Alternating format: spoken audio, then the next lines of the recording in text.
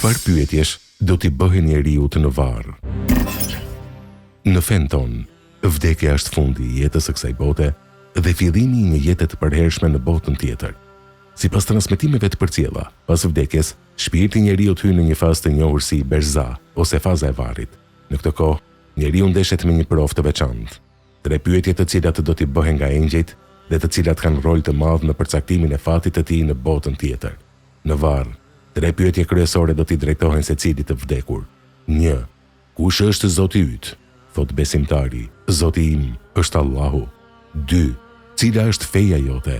Thot, feja ime është Islami. 3. Kush është ai person që është dërguar te ju? Thot, ai person është i dërguari i Allahut. I thuhet njeriut, kush ta ka mësuar këtë? Thot, kam lexuar librin e Allahut dhe kam besuar në të. Pas kësaj, një thirrës thërret nga qielli. Të vërtetën ka thënë robi im, pra shtrojini atij shtroje nga xheneti, visheni me rrobat e xhenetit dhe hapjani dyert për në xhenet.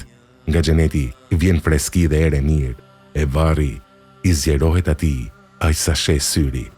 Kurse jo besimtarit i vijnë 2 melek, e ulin dhe i thonë: A, kush është Zoti yt? Thot, mos besimtari: A, nuk e di. B, cila është feja jote? Thot, nuk e di. C, kush është ai person që është dërguar te ju? Thot, nuk e di.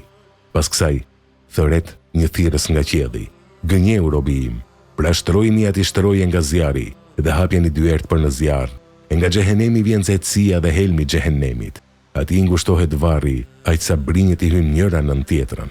Allahun e lutim të jemi prej atyre të cilët i përgjigjen këtyre pyetjeve dhe ja ndjejnë erën e xhenetit. Amin.